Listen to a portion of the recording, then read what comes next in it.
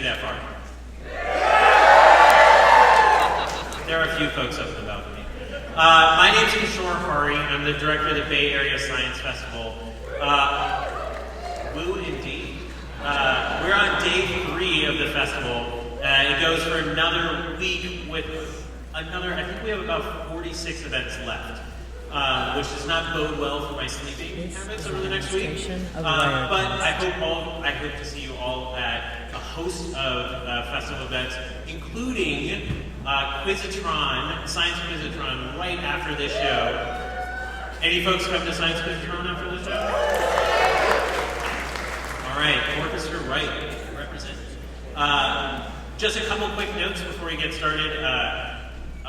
No flash photography, please. The presenters need to be able to tell their science without all having a seizure. The second is, after the show, we're going to have a signing with Matt Inman,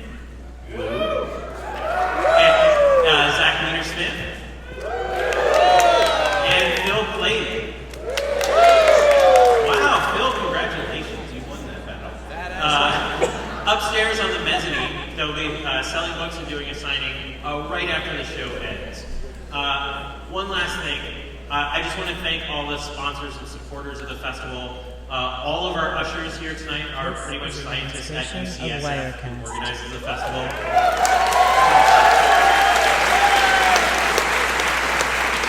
So if you haven't talked to a scientist today, just start talking to an usher. It'll be great.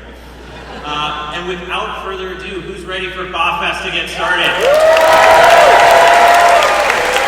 Please welcome to the stage the man, the myth, the legend, Zach Wiener-Smith.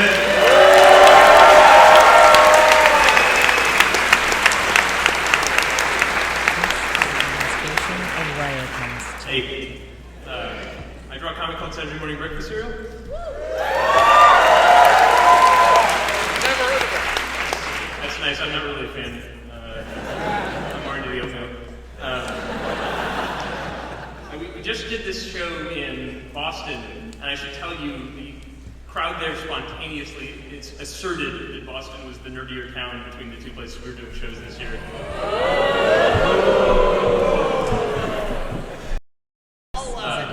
That didn't actually happen. So shame on you. That's rank tribalism. It's terrible. One little serious thing I'd like to say at the beginning of the show, and maybe we'll make a tradition of it, which is just that I want to say we are not making fun of any particular field. If we were doing satire, we would have been much bigger dicks about it.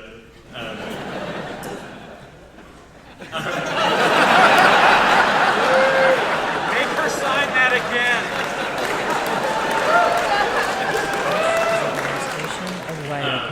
But seriously, we would hate if somebody were sitting in a lab, had a great idea, and said, oh, maybe this is one of those ideas they're making fun of. No, we like your terrible ideas. We hope they turn into real ones. That said, we really hope you learn nothing here tonight.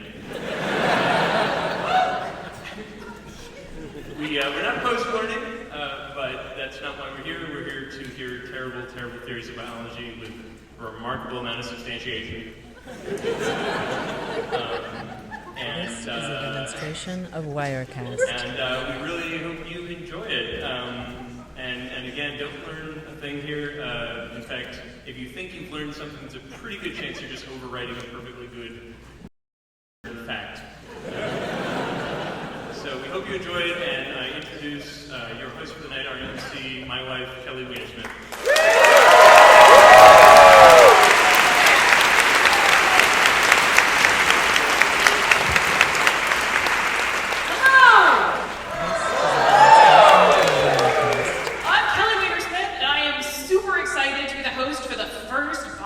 West. So I'm encouraging you to tweet, but as Kishore mentioned, please make sure you turn off your flash so you're not flashing our speakers. Use the hashtag BAHFest West, which I'm sure, BAHFest, which I'm sure you all would have guessed, but anyway, please use that. So we're going to start off the show by introducing our amazing panel of judges. First off, we have Dr. Andrew C. Come on up, Andy.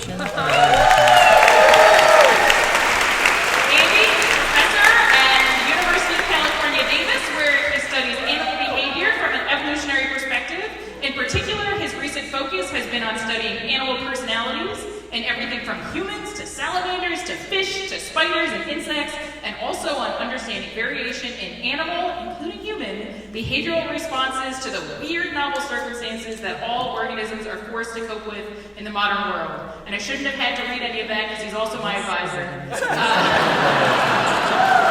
And he's awesome. Andy Sage.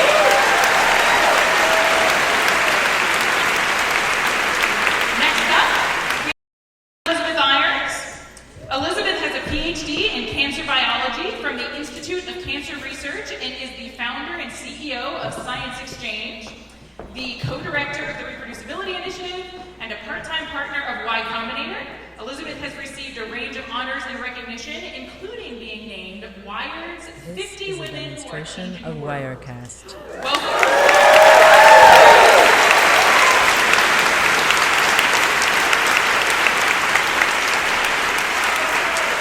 And finally, we have Dr. Phil Plates. Phil is an astronomer, author, public lecturer, and science evangelist. After working for 10 years on Hubble Space Telescope data, he decided that talking to the public about astronomy was a lot more fun. And he's been happily doing so ever since on TV, radio, and on his Mad Astronomy blog, This is a posted on demonstration of Slate.com. Wirecast. Phil Plates!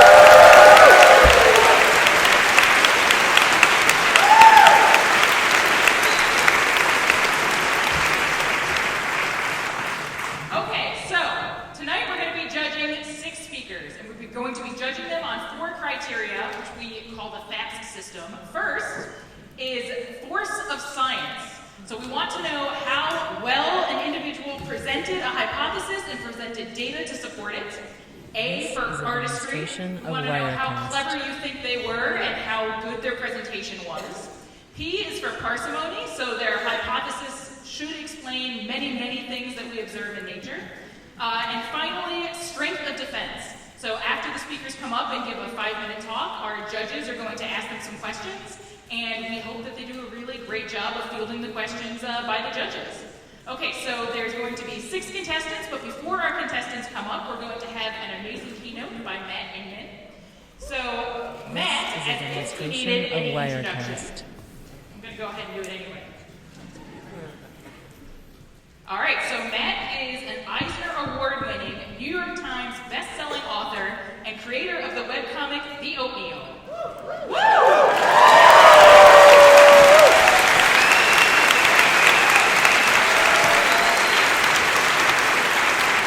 But I'm not done. His newest book, The Terrible and Wonderful Reasons I Run Long Distances, is a collection of stories about running, This is a eating, demonstration nachos, of suffering, Wirecast. and cake. All right, thanks, Matt.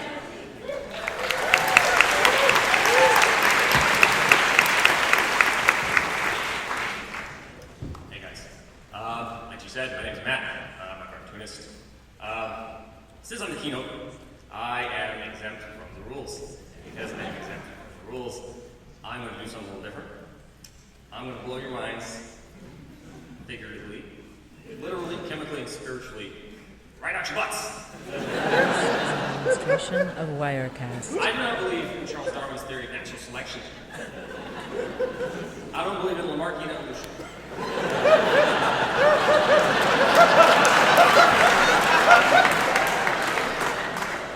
I do not believe in primordial soup. And as for panspermia, it's a bunch of bull honky.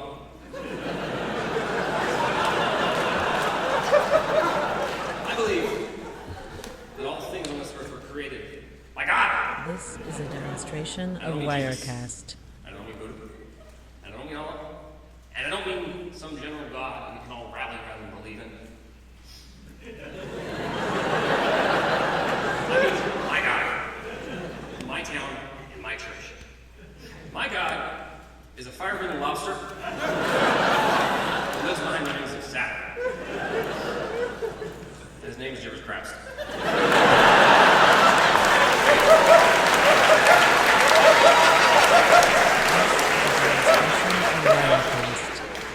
I'm from a small town of Hampshire, Oklahoma. And in Hampshire, we know, and we believe in our hearts that America is God's favorite country. And this led me to a realization that lobsters as they grow older, continue to get bigger.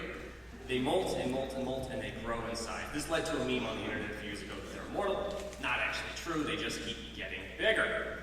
And gibbers is a lobster. This We is a live in this great country, demonstration the of United States America. What I Wirecast. realized about the American culture and the American people is that we're not getting stronger or faster or better. We're just getting bigger. And I believe that if you eat enough and you trade your face like a garbage disposal, one day you will get to go to the heavens with gibbers.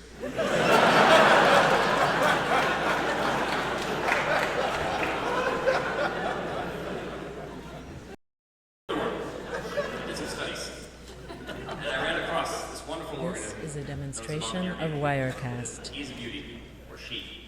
It's very cute. What's remarkable about the bombardier beetle is in his anus he has a Gatling gun. It's a dual-chambered gun that combines two chemicals, and then an igniter fluid is propelled into it, and it can act as an offensive or defensive weapon. Fires typically 70 rounds, 500 rounds per shot, and produces a caustic acid that's over 200 degrees Fahrenheit. And I look at this, and I think, God! That's the power of science. I believe bombardier beetles are direct descendants of gibbers, so I'm going to say they both are arthropods, and they both have weaponized orifices. Furthermore, this is a photo of Saturn's rings taken from the European Space Agency. It's an older photo. And if you notice the coloration, and a lot of people believe that Saturn's rings are composed of ice and dust. My belief is that bombardier beetles This are the is a chosen ones. demonstration of Trillions of them Wirecast. descend upon Saturn in the afterlife and fire stuff out of their butts going in circles. Which, if you look closely, look at the colors. Guess I'm denial. Charles Darwin in 1823, prior to his voyage on the HMS Beagle with Captain Robert Fitzroy, was on a bug hunt. And he was still in Britain at the time, and Charles Darwin loved insects.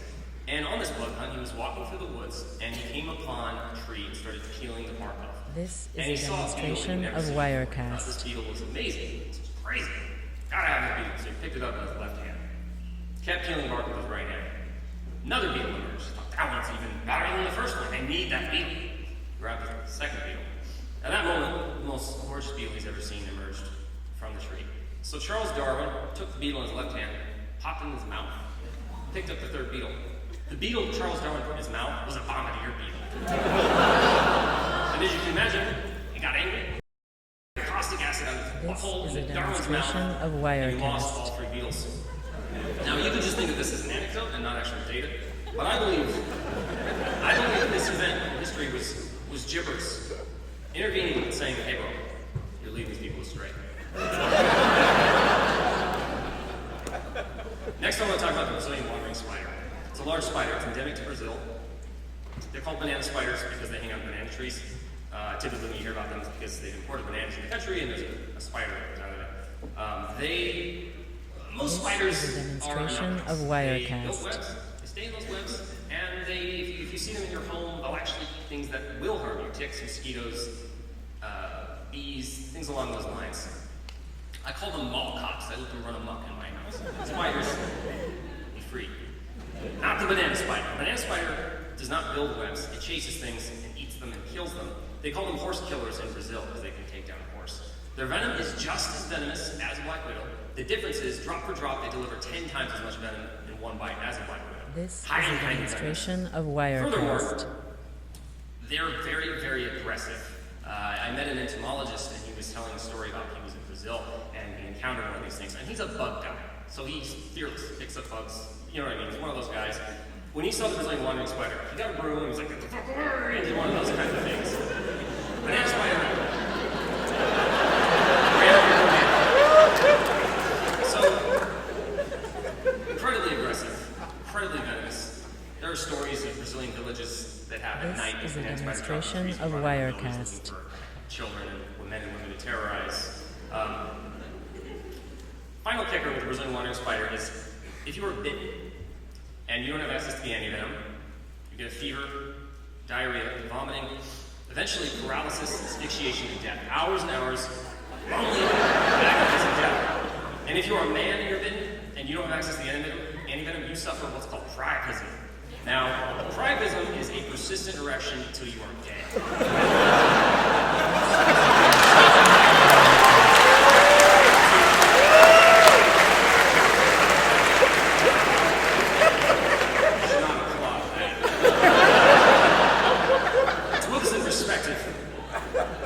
This is a very aggressive spider that, when provoked, they don't run away and scurry into a crevice. What they do is they stand up on their back legs and they rear up and they expose their palps on the underside of their body. Their palps look like vagina. They look like vagina, and not a good one. It's orange. So I want to summarize banana spider. This is an 8-legged vagina that gives you boners until you are dead.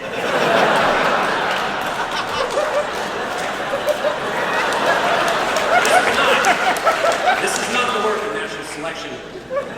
Nothing this horrible could be created by nature. This is the work of God. With the bombardier beetle, I say, God created that butthole. With the banana spider, God created that vagina. This is a demonstration of Wirecast. Now, as a member of the esteemed scientific community, which I'm not, I know the importance of finding proof and citing your sources and giving you actual empirical, statistical, physical, spiritual evidence of what I am saying. So, I decided to do some science. So, I got a telescope, got my microscope, got my oscilloscope, stethoscope, stethoscope, and I did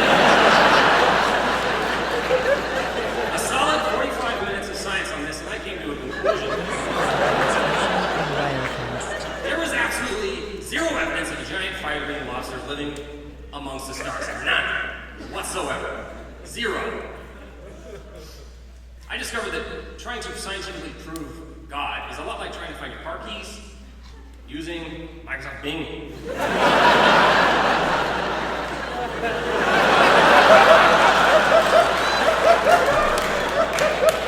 This led to a crisis. Crisis of faith. Until I had an epiphany. This is a demonstration A of friend of mine Wirecast. held up all the fingers on his right hand. He said, "How many fingers am I holding up?" I looked. I said, "Hold up 3." He says, "No, hold up 5. 1, 2, 3, 4, 5." I said, "No, it's 3." He says, How can you believe there's 3 when I'm showing you 5? That's the power of faith. Unless you believe the dumbest shit imaginable, despite the evidence staring you in the face with giant fucking eyeballs, that's faith, and that's what I'm going to operate on the rest of my life. Because I know some things. This is a demonstration I know of that I'm a very Wirecast. happy sitting on a rock, hurtling through a vacuum space at 67,000 miles an hour around an exploding ball of fire. I know that someday that ball of fire will explode, and that pale blue dot of ours will burn. And everything and everyone I've ever loved will be fucking barbecue. I know these things. I know that someday I'm going to die. I know that I am completely powerless This in the wake is of a this beautiful, demonstration of beautiful cosmic shitstorm Wirecast. we call existence. And when I look at the night sky, I don't feel whole. I don't feel connected. I feel alone. That's where faith comes in. That's where gibberish comes in. He is my spiritual duct tape. My dogmatic crazy one. He is the surf and turf of the soul.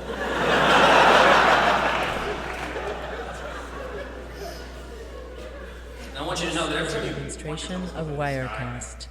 you point your microscope into your own body. Gibbers, I want you to know, and I need you to know, Gibbers, die for your science. Thank you very much.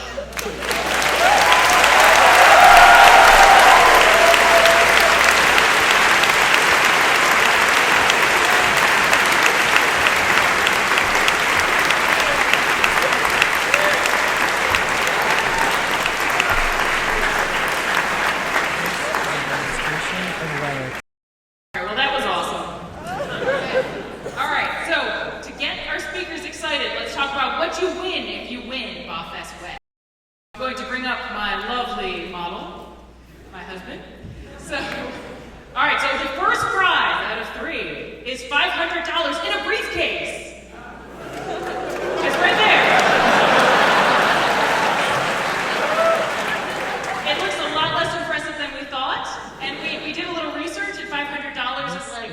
demonstration the of median rent for Wirecast. San Francisco, so enjoy that drop in the bucket.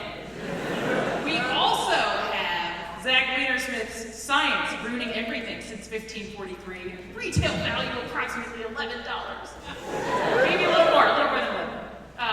12. And most excitingly, we have an amazing 3D printed statue of Darwin saying, I guess so. Our contestants are This is a competing for demonstration the of glory Wirecast. and this trophy. Okay, so we're going to have our judges begin their judging, and we're going to start off with Terry Johnson.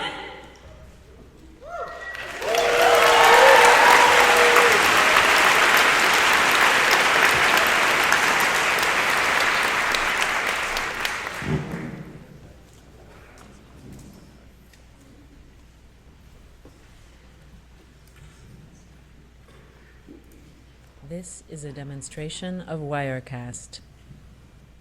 Let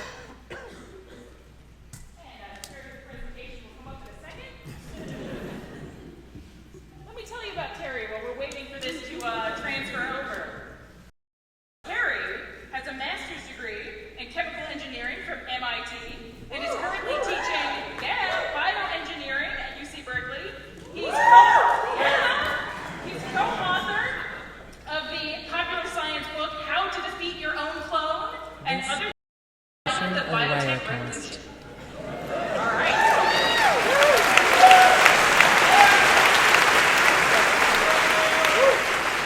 Thank you for the opportunity to talk today. I'd like to talk a little bit about food, particularly diets. It's known that dieters cheat on their diets.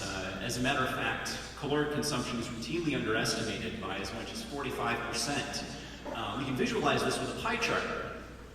Here is the amount of pie eaten. Here is the amount of pie thought to be eaten. Demonstration of Wirecast. Now, cheating on diets has been well characterized. We're here to suggest that people cheat with their diets. So take a look at all of these popular diets. They all have something in common. Each identifies a particular type of food as fattening or otherwise unhealthy, and thus to be avoided. We interpret this as an evolutionary strategy. An organism with a tendency to generate anxiety about food in the general population can increase its availability. We will show that this strategy can function without conscious intention. So if somebody here has warned you off of carbs recently, be kind and put it down to their alleles. Now, diets are sometimes thought to be motivated primarily by concerns of personal health and welfare. This is not the case. Diets are about what other people eat. One need only visit a paleo website forum to get a tremendous amount of anecdotal evidence for this, but a search of the Google Books database is even more revealing. What we did was we looked for the frequency in these books of a couple of different phrases. This is a So demonstration looking at the of frequency Wirecast. my diet as compared to the frequency of your diet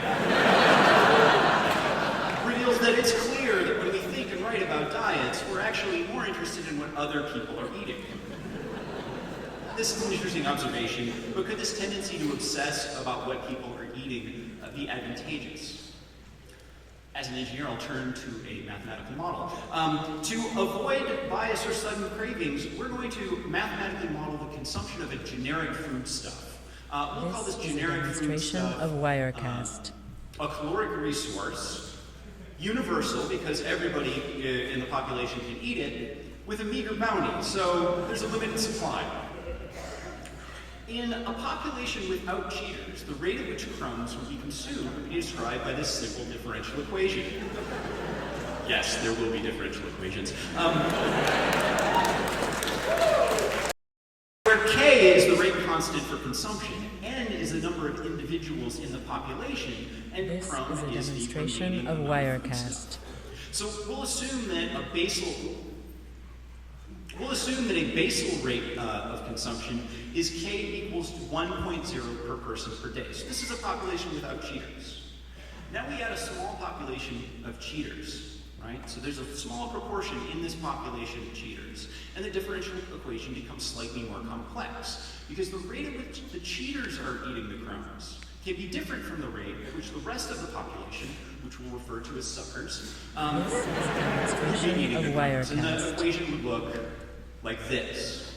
All right, so let's look more deeply into here. The cheater population selects the crumb as a type of foodstuff to be avoided. They perceive that they have cut their rate of consumption in half, from a K of 1.0 to a K of 0.5. But a good cheater self-deceives. So through self-deception, that 45%, they've actually only cut it by 5%. K has gone from 1 to 0.95. Okay.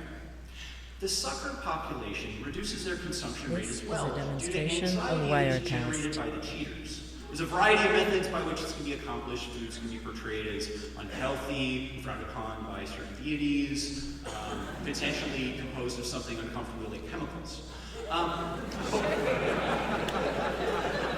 What is a reasonable decrease in consumption? Well, what we did was we looked at the USDA wheat consumption data over the times coincident with carb and gluten anxiety and saw that it dropped by 12%. So this seems like a reasonable decrease from 1.0 to 0.88. Now, what does this all mean? Well, it means that the cheaters are eating more of the crumbs than the suckers. Put simply, an organism that is genetically predisposed to deceive itself about calories and express its food anxieties to the general population actually gets more food. Now, you may ask, is this difference significant to the organism? Well, so let's assume that half of the cheater's diet just half consists of crumbs. In a population that is closer to subsistence than starvation, the suckers would receive about 1,500 calories per day compared to 1,560 calories for a cheater. And that may seem completely insignificant, but over a modest 20-year reproductive lifetime, this difference is equivalent to 2,400 Krispy Kreme donuts, or an entire cow. This could mean several pounds of weight gain or loss per year to the organism, which under many scenarios would give the cheater a distinct selective advantage.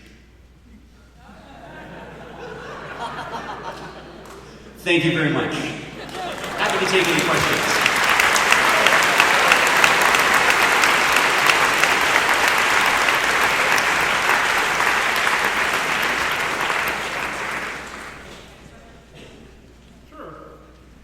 So actually, your work here is a marvelous formalization of ideas that Bob Trivers, an evolutionary biologist, put out about 40 years ago, sort of proving the fact that we simply can't be honest to ourselves about anything. And so you did a great job, I think, formalizing how much you actually gain by just being self-deceptive. But what Trivers was really excited about is the possibility that cheaters are generally cheaters. So the key question here is, are the people who cheat on their diets also cheating on their wives and husbands? What do you think?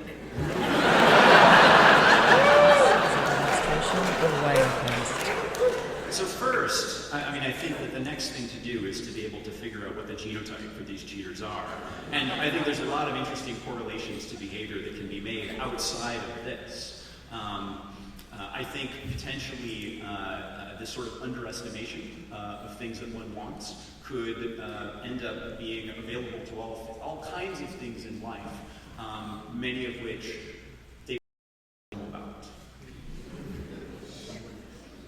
This is a demonstration of Actually, Wirecast. related to that question, there is some evidence that people only have a certain limit of sort of tolerance that they can take each day, so they're kind of tested, and that is sort of depleted throughout the day in terms of if you resist eating a donut, then that's going to deplete a certain amount of your, I guess, resistance to bad things.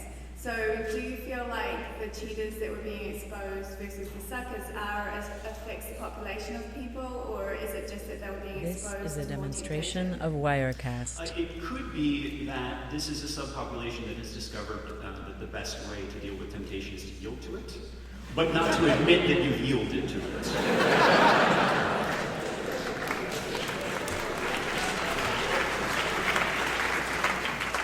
So I have a two-part question. The first one is, are the people who are cheating and are self-deceptive, are they aware of this in any way, subconsciously? Possibly, but we suspect that This is a the demonstration of potential, Wirecast. What is known of the people who, for example, underestimate? It doesn't necessarily seem, it's not been correlated with any sort of conscious intention or executive function. So I'm suspecting that this is actually an evolved response, where just alone underestimating your calories is probably good under a lot of circumstances. Just you get a lot of calories. But also this ability, This is a paired with that, demonstration this of ability to Wirecast. select foodstuffs and say, oh my gosh, that's really awful. And to convince everybody that it's really awful, and yourself, but at the same time maintain eating it, is the advantage. I think it's those two paired that's really important. I see. So you're starting with a sort of a baseline population and adding cheaters to it to see how they rise up and are better at some strategy so that natural selection picks them. It's my understanding that there were quite a few people who applied to BAHFest to give talks, and only a few of them were able to get above that baseline. So what is it that you are self-deceiving about that puts you up here on the stage?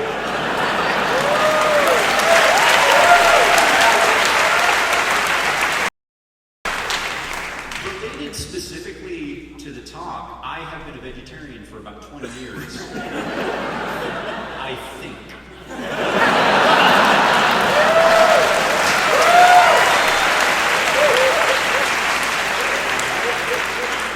But to be honest, at this point, I'm not 100% sure.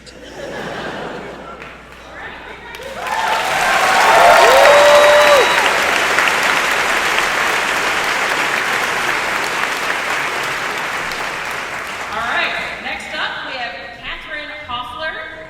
Catherine has a BS in biological sciences from Carnegie Mellon University and a PhD in genetics from Yale. She works on antiviral research as a current director of research at Emerald Therapeutics. She has a co-author on this is a demonstration presentation, of and that's Daniel Wirecast. Keaty, who received his BA in molecular biochemistry and molecular biology with a minor in Spanish from Rhodes College and his PhD in biochemistry, structural biology, and biophysics from Duke University. He's now a postdoc at the University of California, San Francisco, where he grows crystals to divine the structures and motions of proteins. All right, take it away.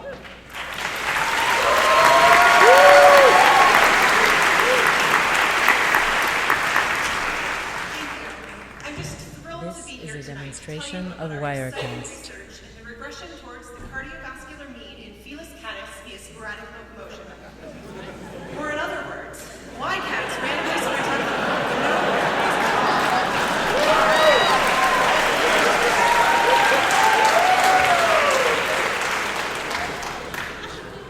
It's a phenomenon we've all seen on YouTube. And some of us have even experienced this in our own homes. But this sporadic sprinting behavior is without obvious Darwinian benefits. This is a We demonstration of demonstrate that cats are Wirecast. using this sprinting behavior to achieve optimally finite lifespans and prevent the overpopulation of hyper-feline-oriented, socially isolated individuals, commonly known as crazy cat babies. The heartbeat hypothesis states that all mammals, from the tiniest mouse all the way to the largest whale, will use approximately 1 billion heartbeats in their lifespan. This suggests that a mammal could alter its lifespan is a by altering demonstration how of quickly it uses up Wirecast. those heartbeats. We hypothesize that cats are using this sprinting behavior to increase their activity levels, raise their average heart rates, and purposefully shorten their lifespans. We used an ordinary differential equation solver to simulate human and cat population dynamics as a function of cat lifespan, exploring a wide range of cat lifespans. At one extreme, a very short cat This is lifespan, a only 3 demonstration years, of we see a Wirecast. decrease in the number of cats in the population due to lack of an opportunity to reproduce. This is shown very clearly in this plot of human and cat population versus time, where the populations are normalized to current growth rates. Again, please notice the precipitous drop in the cat population when cats only live for 3 years. At the other extreme, when cats live a very long time, say 50 years, there is an increase in the number of cats per person. This is a There's been demonstration a of subsequent Wirecast. increase in the number of hyperfeline-oriented, socially isolated individuals, or crazy cats.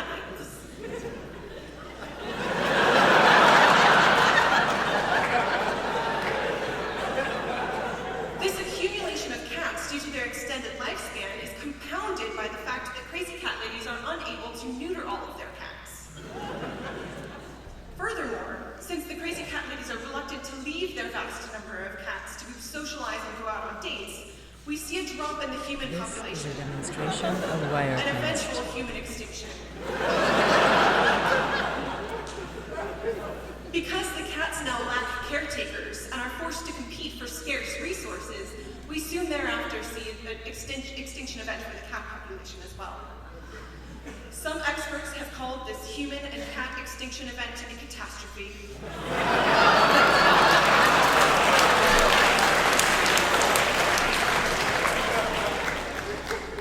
However, there is a Goldilocks solution This is to a this problem. demonstration of At a Wirecast. medium lifespan of about 12 to 15 years, we see a balance, where the number of crazy cat ladies is low enough that the human population thrives, and the cats live long enough to maintain a healthy population as well. So far, we have shown you that cats use this sporadic sprinting behavior to increase their activity levels, raise their average heart rates, and prevent overpopulation of crazy cat ladies. But why do they have to sprint out of the room? Why not increase their average heart rates through more moderate, regular exercise? This is a To answer this demonstration of question, we turn to Wirecast. fluid dynamics.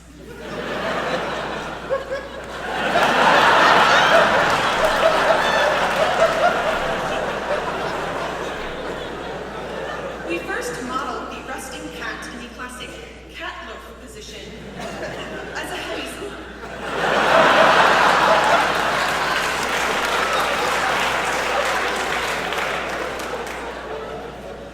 Using average shedding rates and hair diffusion rates reported in the literature, we calculated that 0.4 milligrams of fur will diffuse throughout a 10-centimeter shell around the cat in only 100 seconds, forming a seemingly unassailable barrier.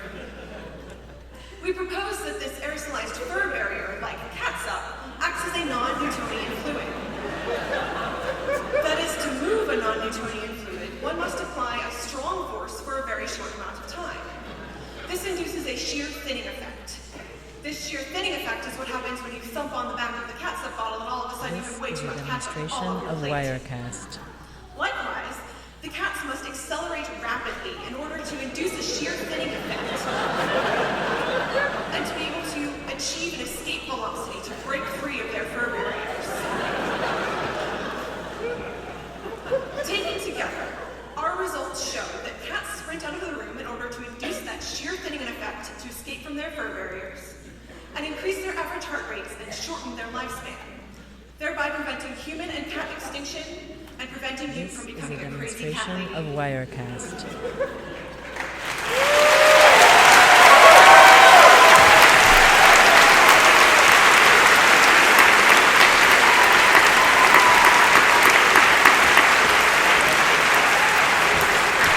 With that, I'd like to thank my co-author, Daniel Keating, Charlie, of course, for being the inspiration for this work, and friends and colleagues for helpful discussions.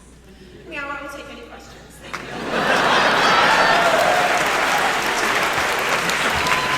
Demonstration of Wirecast. Our first question comes from Phil. I think I found a very serious flaw in your research. When you normalized over a cat's lifetime, was that over one lifetime or none?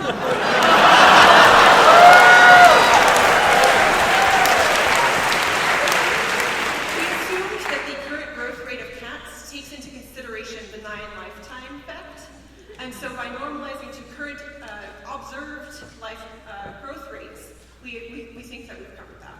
This is a demonstration of Wirecast. Any other questions? So there was a recent report that the amount of Valium that humans are putting into just the water supply one way or the other has reached a point where it's affecting the behavior of animals. So it's getting to cats. Are we doomed? Pretty much, yeah.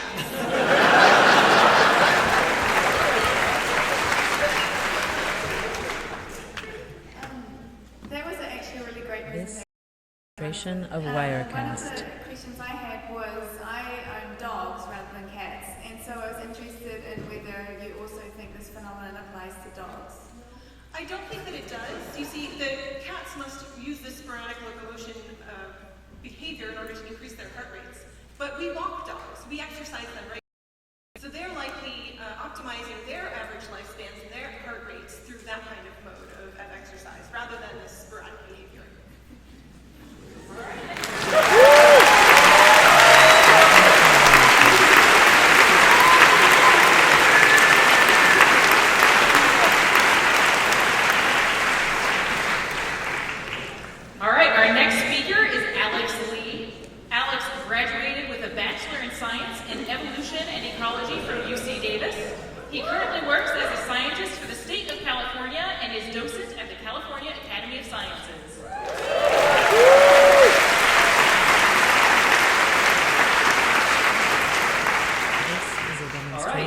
of I'm Wirecast. very excited to be here this evening to talk about the animals that are in our lives. For example, our dogs and cats, which make wonderful pets. But there are also other animals that seem to endure in our society, even though they don't seem quite as interesting. For example, goldfish. Now, goldfish is an animal that's known to perish quite easily. They have fragile lifespans. I mean, they sometimes even don't make it all the way home from the pet store. And as I have investigated, there's a very important evolutionary reason for this that actually affect this quite significantly. As I will explain to you, cats have actually co-evolved with us to teach mortality lessons to our children. So you're probably asking, why do we need to teach such a morbid topic to children so young?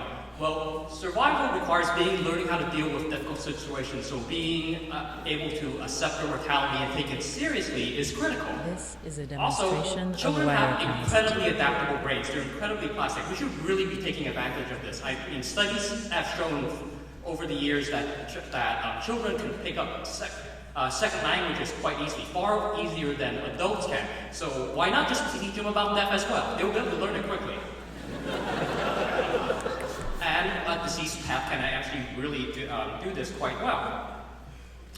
Now, however, why goldfish? There are a lot of other animals in our lives that do make it to the end of their lifespan, well within the human lifespan as well. What about another animal like a charismatic megafauna? What about a domestic cat? So the domestic cat, like the one you see here, possess a large number of characteristics that we consider charismatic. I mean, it's these characteristics that if something were to happen to poor Mittens here, it would make us quite sad. And this strong emotional response is strong regardless of our age.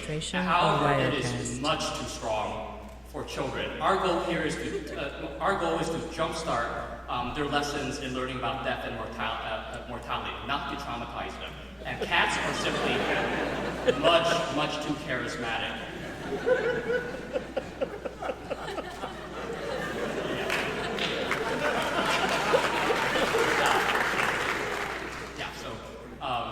Cats are simply much too charismatic. Sorry. This they're is a just much too demonstration of charismatic for Wirecast. this.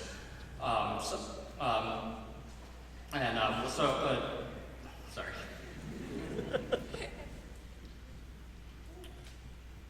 So cats are much too charismatic for this. So children who may have been raised with a cat are probably likely to be traumatized, too scared of life, and likely not effectively to pass on their genes to the next generation. However, what about an uncharismatic cat? Of Wirecast. So essentially an opposite of a cat. What about the naked mole rat?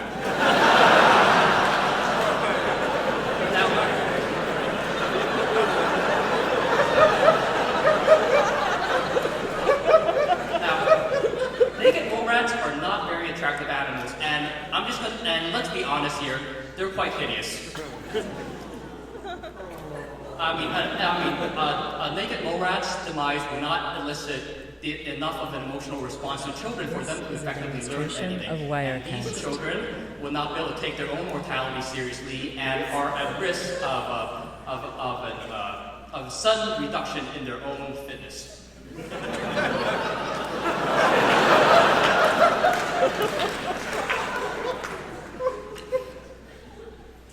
Okay, so if either extreme of this charisma spectrum is unsuitable, we need something that's in the middle. That's not too great, not too little, and intermediately charismatic animal, This is a like the goldfish. demonstration of Wirecast. Now, as you can see, the goldfish do not that lacks the crippling adorability of a kitten, but they also lack the hideousness of the naked mole rat. So their fragile lives would actually elicit just the appropriate amount of emotional response in children in order for them to learn about mortality.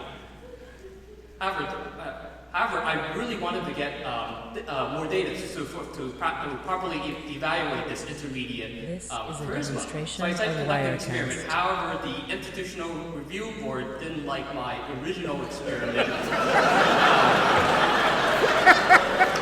They felt a little uncomfortable about me giving pets to children just for the pets to die. So I told them, fine. We designed the experiment. So I took some children between the ages of 5 and 7 and divided them into 3 groups. I then went to all of them and told them, guess what? You're going to This receive is a a new pet demonstration today. of Wirecast. And then a few minutes later, I pretended to get a phone call, telling me some bad news, which I would convey to the children, telling them that the pet just died, and then showing them a picture of the appropriate animal.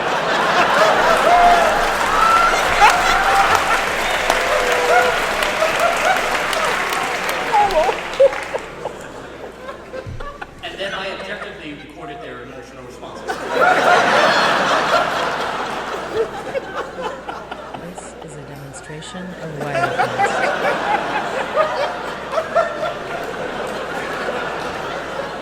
Now, you see the emotional response in the y-axis up there? Goldfish have a perfectly intermediate response. The children are just not too traumatized by it, but they get enough of an impact to really set them going about thinking about mortality.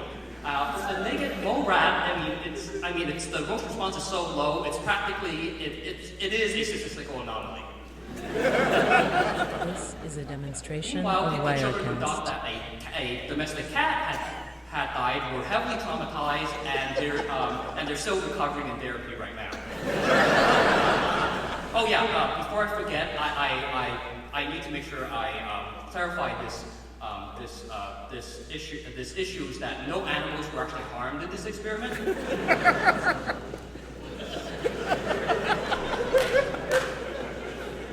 All right, we This rarely is a see data this demonstration of clean in Wirecast. science.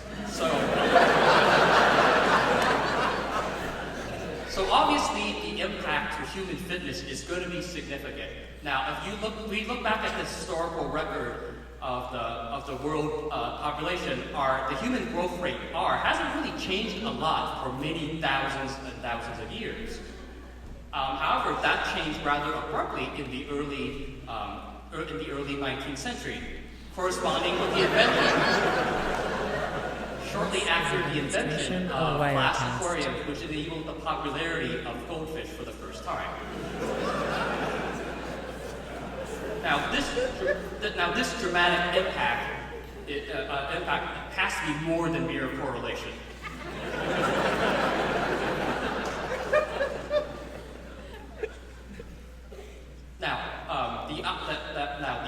The impact to human society has been powerful and significant, but how does this impact the co-evolutionary relationship This is with a the goldfish? demonstration of Wirecast. Well, domestication is a form of reproductive success, and we have carried the goldfish all over the world. So what started as an endemic population in China is now found on almost every continent. So that makes goldfish one of the most successful animals on the planet, far more successful than other animals such as the highly charismatic but highly endangered panda. Which brings up a very This is a important implication demonstration of of my work. Wirecast. Now, pandas, their charisma is not actually doing them any favors. Their population is only in the mere thousands, fractions of what it used to be. So if we can reduce their apparent charisma, we will be able to increase their increase their fitness and reproductive success, and be able to save pandas and many other animals from extinction.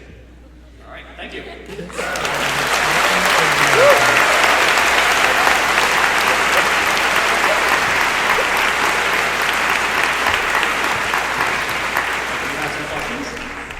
Who would like to go first? Oh, okay, I'll go. So, a well-known principle in biology and neuroscience is habituation. And so I would suggest that another strategy for helping the children of the world is to kill over and over and over. And if I may add to that, that actually also solves the problem that came out of the last talk. Your thoughts? That is actually something very interesting, and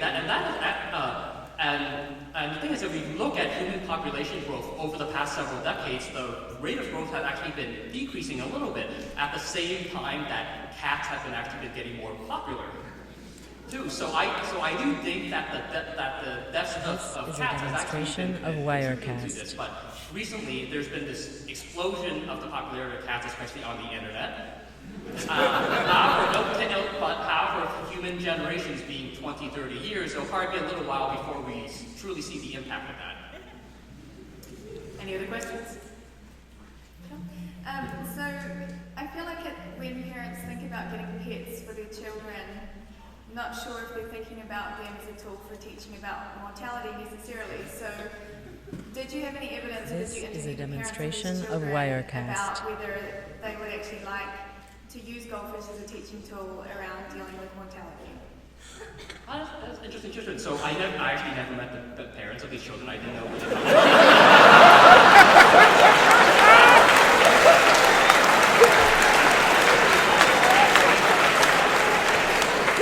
It is a very interesting question, and with some funding, I'm actually hoping to get from the National Science Foundation. I'm not going to follow that up. This is a demonstration of Wirecast. I guess I'm not a biologist, I'm an astronomer, but I'm concerned about confounding factors, especially in the plot that looked like a hockey stick as the population increases so profoundly, so quickly. And it occurs to me, have you considered the effect of Pepperidge Farm creating goldfish crackers? And if not, have you gone to them to sponsor this research? Well, the thing is, I'm a little hesitant about sponsorship for research due to unconscious biases that may occur. However, I do think the goldfish crackers could be significant. They could be acting as a reinforcement mechanism as the children get older and into adults. They're constantly reminded by their own mortality.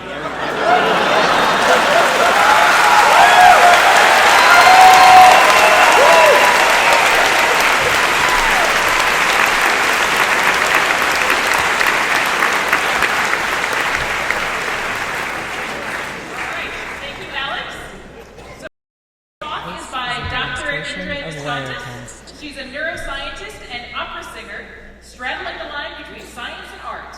A professor at the San Francisco Conservatory of Music, she's pioneering the application of neuroscience to musical training and also serves as an adjunct professor of psychology at the University of San Francisco.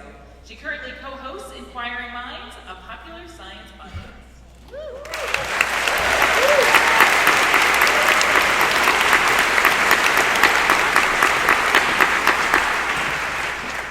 Is a demonstration of Wirecast. Good evening, everyone. What my theory lacks in data, I make up for in terms of the breadth with which it explains all of our different behaviors. So, judges, please keep that in mind. Have you ever wondered why your hand is shaped like a turkey? It's a very odd thing for us to have evolved. And when you look at the family tree of the other primates, you'll notice that our hands really are quite different. But let's just look at our nearest relatives for comparison. So you'll notice that our fingers are relatively short and tubby, and we have a fairly wide surface area in our palm. And then our thumbs also seem to be a little odd. So notice that you can actually touch every single one of your fingers with your thumb. This means we have opposable thumbs. Now, there are a lot of people who suggest that opposable thumbs are made for tool use and various other purposes, but there's also a lot of animals out there that have opposable toes, including members of the gorilla family. We, however, do not have opposable toes, and neither do cats, by the way.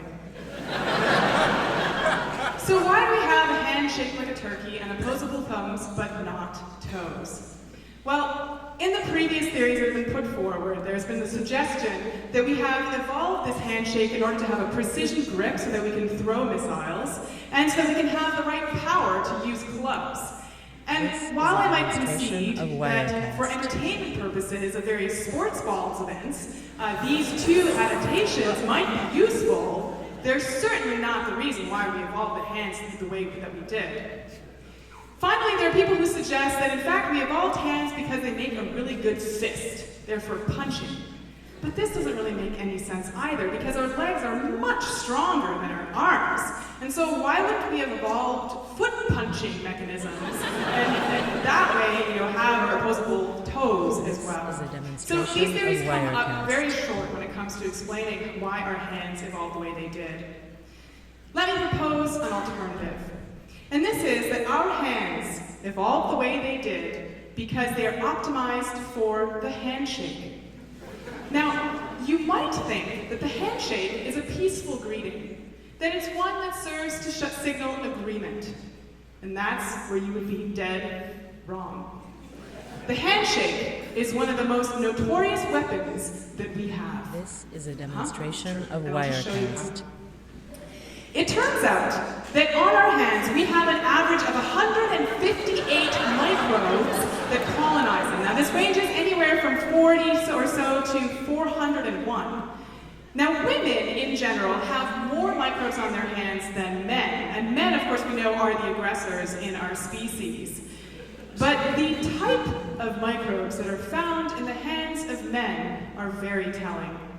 First off, there's the proprioni bacteria, which cause disfiguring acne. So that, of course, allows the men who can withstand the handshake the ability to have much more beautiful and handsome faces. Notice, too, that staph infections, which can be, of course, deadly even to healthy individuals, are more populous on the male hands than the female hands. And finally, Corynebacterium, which when paired with the bacteriophage can cause deadly diphtheria, are also colonized more heavily on the male hands. Now you get to the point where you see how my theory explains so much of our behavior. For example, men are grosser than women. They have poorer responses to hygiene. They're not so concerned about washing their hands. We have to constantly remind them to wash their hands. And so this is, of course, because they are colonizing their hands with the right bacteria.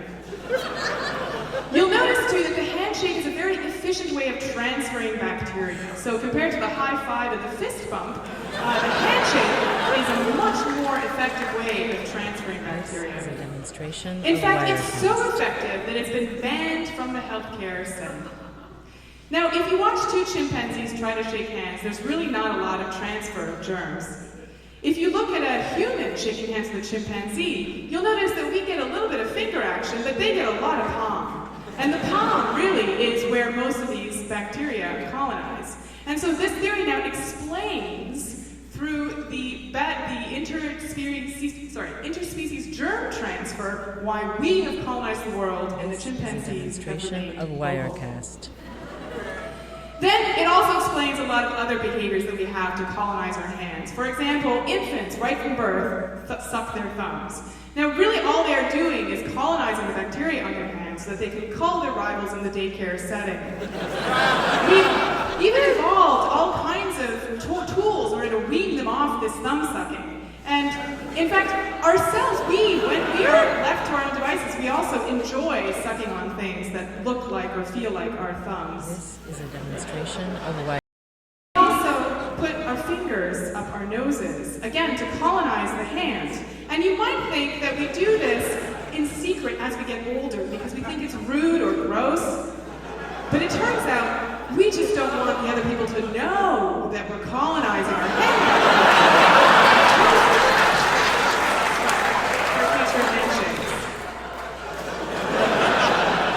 Finally, you'll notice that our pinky finger has been shaped optimally to fit within our ear canal. And let me tell you, nothing feels better than sticking your pinky in your ear. Am I right? It feels pretty good. But when somebody else sticks their finger in your ear, it's very, very annoying. So the reason that our hands have evolved the way they had is in order to colonize our palm. So you might then ask the question, Well, why do we have long tentacle-like fingers and very large palm-sized, catcher mid-sized palms? Well, it turns out that there is an evolutionary equilibrium that has been established by Mother Nature. Of Wirecast. You see, the longer our index finger relative to our ring finger, the shorter our stretched penile length. So our fingers can't get any bigger because then our penises would get much smaller. Thank you.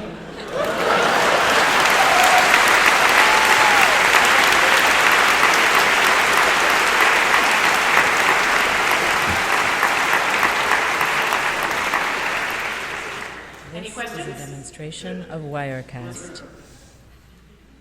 I guess I kind of was interested in whether you had any data about when handshakes first evolved, because it seems like a relatively modern phenomenon where aggression has kind of gone down. So does that really correlate with your data?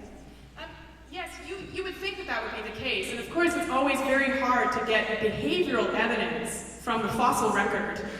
So we don't see this. But if you look at sample from some of our earlier ancestors, you do see a lot of exchange of hands and a lot of that kind of behavior. But really, you only have to look at how perfectly two hands fit in a handshake, I think, to come to that particular conclusion. Now, you'll notice too that as we've evolved ways of decolonizing our hands, that is using hand sanitizer, etc., the handshake has become an even more popular greeting and become even more global and more used. So I think that this is another indication that our bodies really are trying to get back to our earlier evolutionary state. Demonstration of Wirecast. I would just like to come and shake your hand.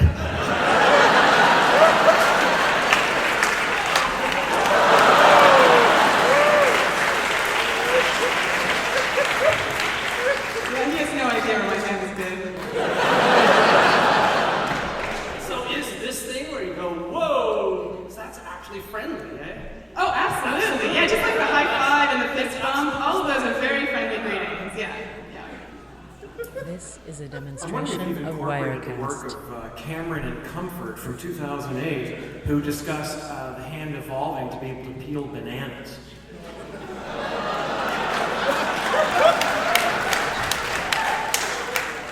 See, this is the problem with some of these very specific theories, is that they just don't have the power of the handshake hypothesis. So, although it's possible that, bananas are a food that we evolved with, being primates and so on, I really just feel that there is no substitute for the parsimony of the handshake hypothesis.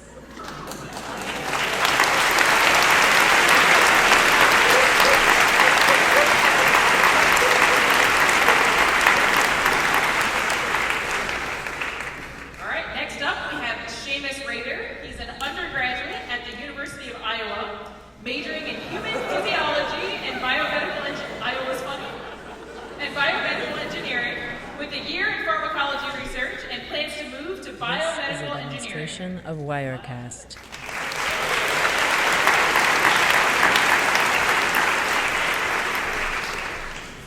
It goes without saying that humans are different from the rest of the animal kingdom. Our assortment of unique traits allowing us to stand, bipedally, as the dominant life form on this planet. But there is one odd trait that we have no good evolutionary explanation for: our longevity, living long after passing on our genes. For many years, this was explained away by the grandmother hypothesis. That This the is a grandparents demonstration resist of Wirecast. Even of kin selection. However, this has a plethora of issues, not the least of which that it assumes a very early leap in social development. Now, what if we don't assume that slightly encephalized chimps were capable of making babysitting arrangements? Let me draw your attention to 3 common signs of aging: graying hair, old person smell, and wrinkles. Now, what if we look at these not as symptoms of aging, but rather as the This justification is a for it? demonstration of To this end, Wirecast. let me introduce you to Ictonic striatus, the striped polecat. Also known as the African skunk, its odor, like that of the North American skunk, is used to repel predators.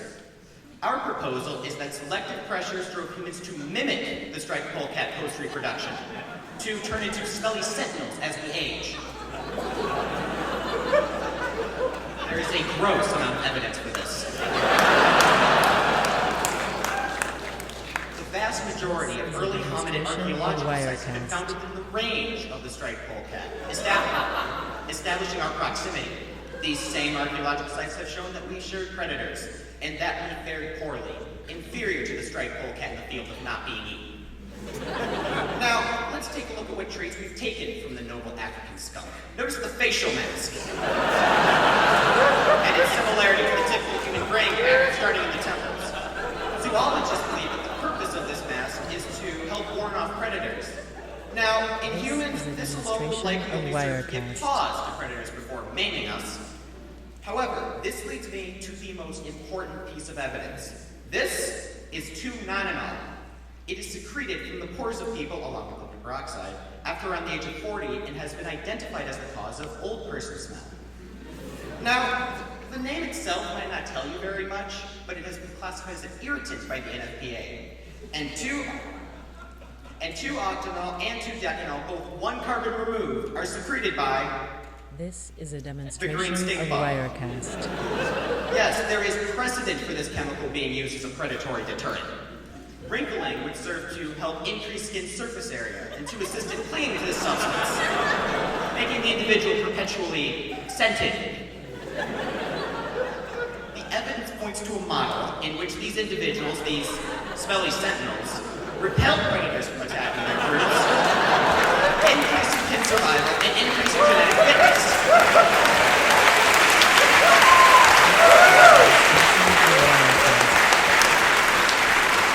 The smell may have also assisted in encouraging the offspring to become independent more rapidly, but research is ongoing. I don't want anything without, real data behind it.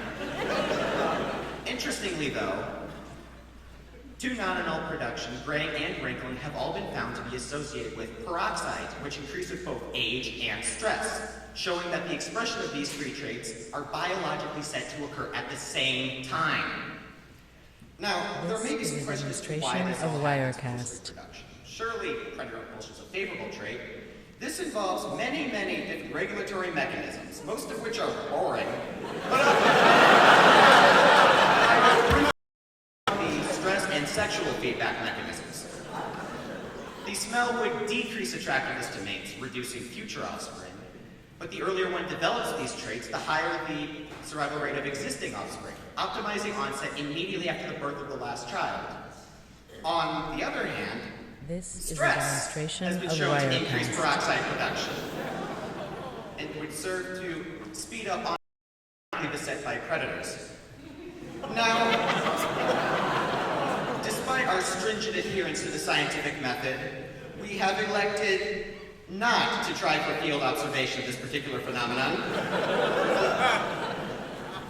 However, it has been boldly proposed by some revolutionary members of the scientific community that maybe children cause stress, leading to increased peroxide production and an earlier onset in individuals with more offspring to protect.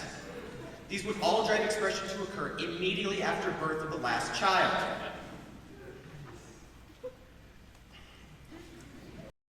You can clearly see archaeology, biology, chemistry, sociology, and simple common sense all point to the fact that we owe our long and fruitful lifespans to the striped polecat. And as you can clearly see, This is a demonstration aging is of not Wirecast. the slow breakdown of the body, but rather a final act of love and sacrifice for one's family. I ask of you only that you no longer associate the smell of your grandparents with hard candy and mothballs, but rather associate it with the distinct lack of predators maiming you.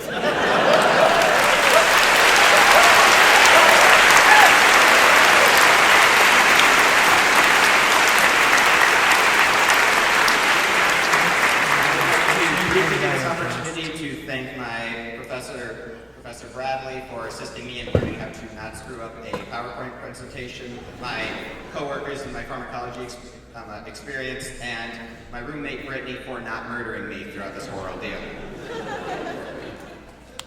All right, let's go questions.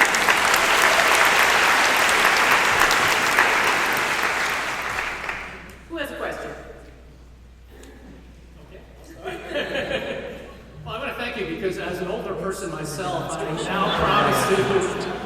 to never shower again. And my wife is up there, she's probably glad to hear that. But on to a question. So evolutionary biology is always interested in sort of alternative strategies, ways of getting the same thing done, and you should choose the one that is sort of less costly if possible. So that sounds like if gravity is annoying, we should just go out and get a skunk in the family. Are you thinking of starting a business and selling skunks? This is a demonstration of Wirecast. I said just your general reaction to skunks instead of granddad. Can I get my PowerPoint presentation back up? I have data. Oh, yes! I originally thought it was boring, but if you are truly interested, I can bring it up.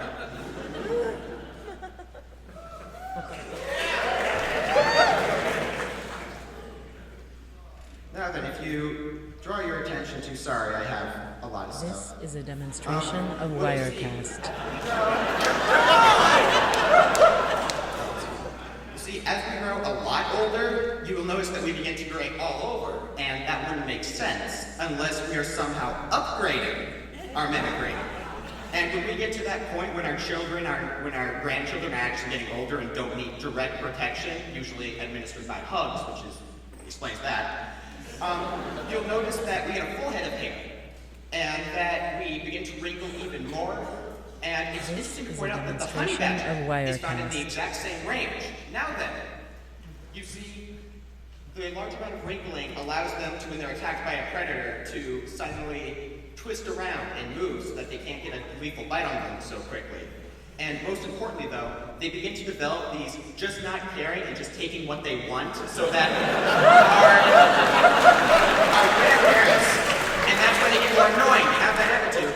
They would be more bold in confronting these predators and better deter them, even though we not because our children are much larger and meatier. We need a more aggressive method of deterring these predators.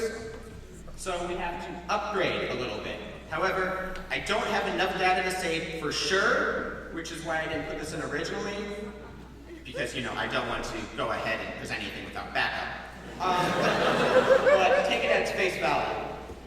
We have time for one more question. So do you have any evidence that old people's homes kind of act as like a super sentinel? This is a relatively recent creation by humans, and this hasn't led to a lot of time for this to really transform anything from an evolutionary standpoint. However, it's interesting from a social phenomenon, because you'll notice that we tend to put these elder care homes in areas that we never really want to go to, such as areas with a lot of scary things, predators, really, really high costs of living, and places that we don't want to go to protect us from them. It's a kind of psychological leftover from evolution.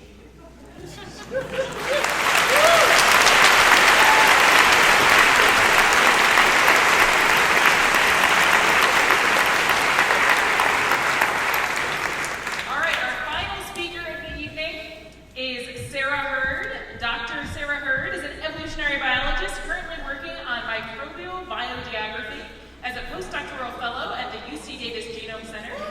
This is a demonstration of Wirecast. She got a PhD at Louisiana State University in 2013 and spends her free time blogging for Nothing in Biology Makes Sense and makes sure her 1-year-old doesn't eat rocks.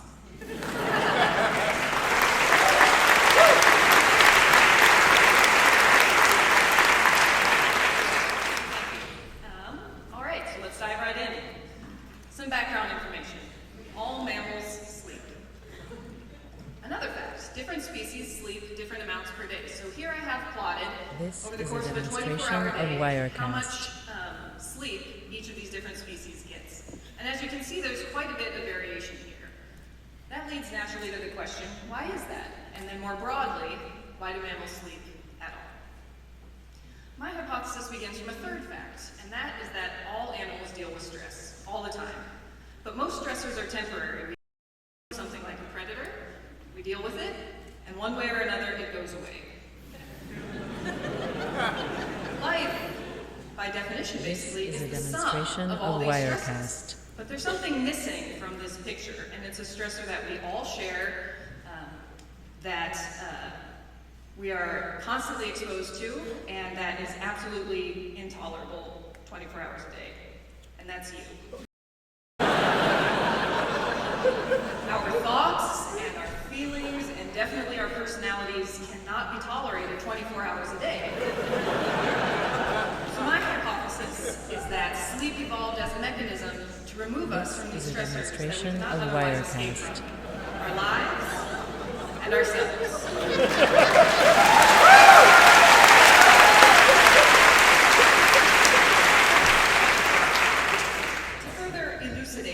Hypothesis, I created a metric called basic satisfaction, which is basically how satisfied an organism is with its life.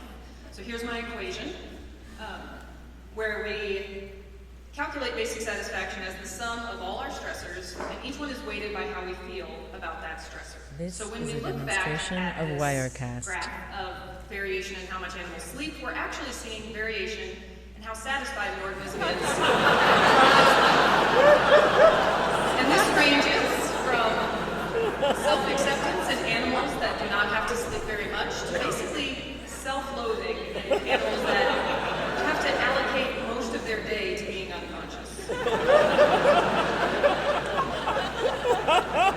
Now, without funding or grad students to do the work, it's very difficult to measure and quantify how an animal actually feels about these stressors, but it's relatively easy to look at the primary components of basic satisfaction in a comparative manner, and we get some pretty compelling preliminary data.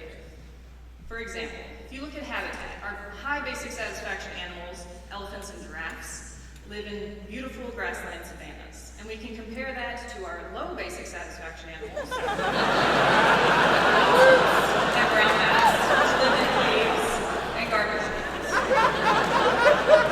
Regarding diets, we have organic vegetation and fresh seafood, and we compare that to bugs and, not surprisingly, garbage. Social structure. Both elephants and giraffes live in multi-generational family units. We compare that to bats, who have hundreds, sometimes millions of roommates who defecate directly on the floor,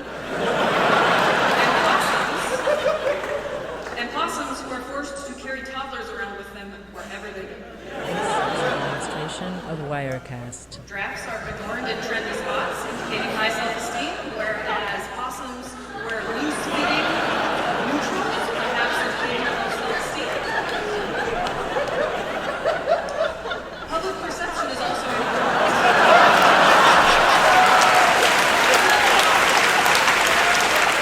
Elephants and giraffes are frequently associated with children and fun, whereas our low basic satisfaction animals are with things like disease, death, sin, and apparently arson. The offspring of giraffes and elephants are precocial and adorable. The offspring of bats and possums are neither of those two things.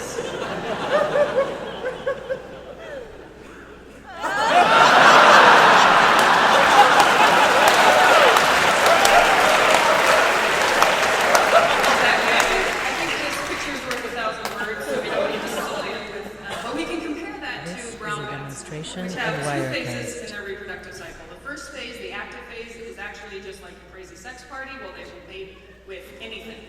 And I am positing today that you can't feel too good about your life if you're willing to try to make a baby with the wrong species.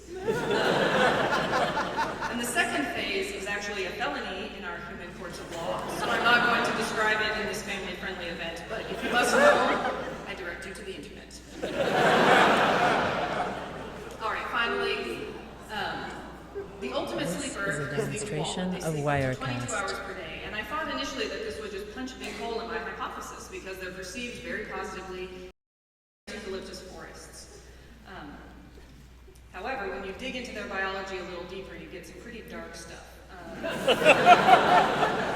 You probably know that they eat eucalyptus, but you may not know that eucalyptus is actually toxic. And in order to eat eucalyptus and not die, the mothers always feed the babies poop. Their poop. So their diet is exclusively poison and poop. This is a demonstration of And The males have a bifurcating penis, and the females have 3 vaginas and 2 uteruses. And now, before all you guys out there are like, "Ooh, it'd be awesome to have 2 penises," it's actually more like 1 penis that's just been split in half. And I am confident that there's not a woman in here who thinks her basic satisfaction would increase with 2 uteruses. 3 vaginas maybe, but 2 uteruses.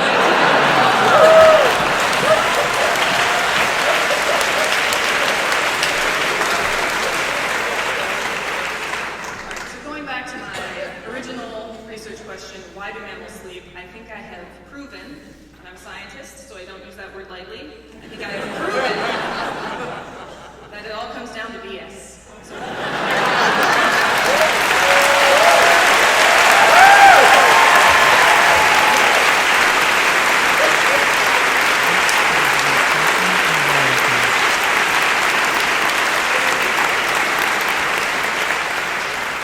Anybody have a question? I have a question. Can you manipulate sleep patterns by shaming animals? Like, questions to alter how they feel about their outfit or their home. Sure. They combing around the dog's neck. Will they sleep more? I can see that happening, sure. Yeah. We'll have to Demonstration of Wirecast. I'll just say, wow, that is genius.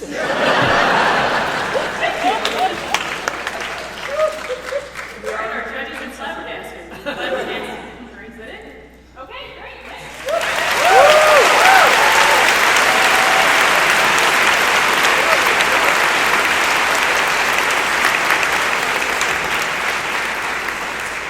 The moment of judgment is upon us. The judges are going to rank their top choices 1 through 3, and while the judges are doing their ranking, we're going to keep track of what everyone here thinks. So I'm going to remind you of the talks, so no applause or anything, I'm just telling you about the talks, and then I'm going to use this decibel meter to have you vote on what you think is the best, and your vote will count equivalent to a judge's vote. All right, so talk number 1 was Terry Johnson telling you about why talking about your diet allows you to take more food for yourself. Catherine Hoffler was explaining why cats sporadically run out of the room. Alex Lee was telling you about why goldfish teach mortality lessons to children. Indre Viscontis was telling you about handshaking as a method of germ warfare. Seamus Rader was presenting his smelly grandfather hypothesis. And Sarah Hurd was telling you why animals sleep to escape themselves. All right, so now that you have considered all of those talks, what I'm going to do is say the name of a presenter, and you are going to scream at the top of your lungs, depending on how much you like that talk. Okay, Terry Johnson, why do you diet?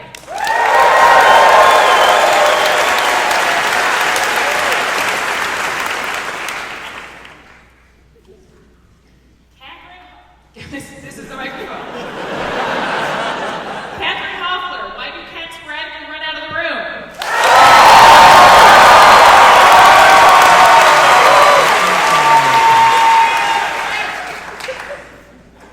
Alex Lee, goldfish teaching mortality.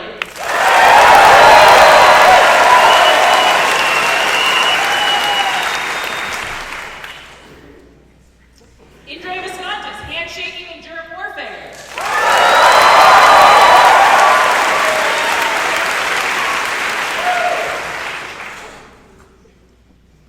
Seamus Rader, the smelly grandfather hypothesis.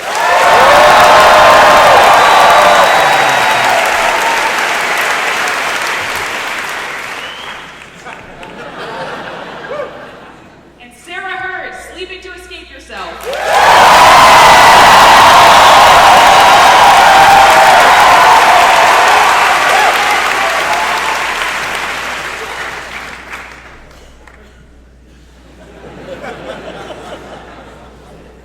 Is P less than 0.05 with this? Yes, it is. This is a demonstration of We have a Wirecast. large enough sample size. Okay, so before we tell you who the winner this year is, we are going to tell you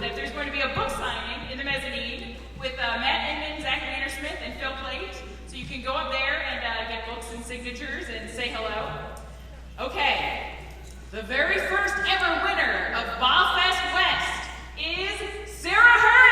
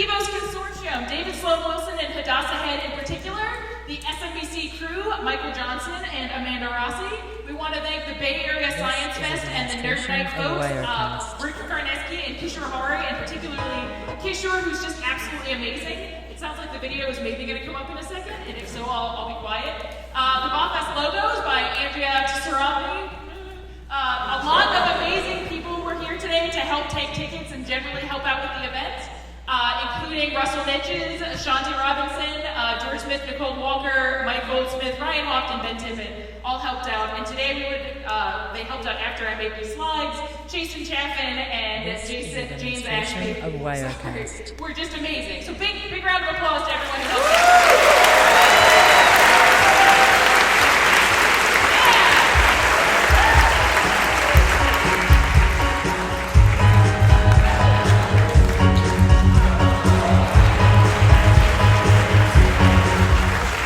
And finally, I want to thank Marty Wiener for watching my baby tonight. That was really great. All right.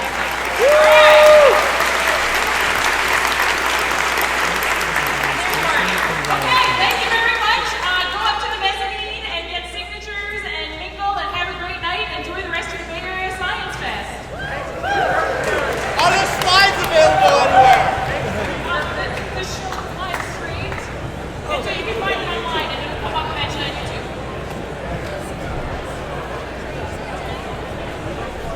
Great. I assume we want to pack this. Yes. I should probably in the stream too. Demonstration of Wirecast.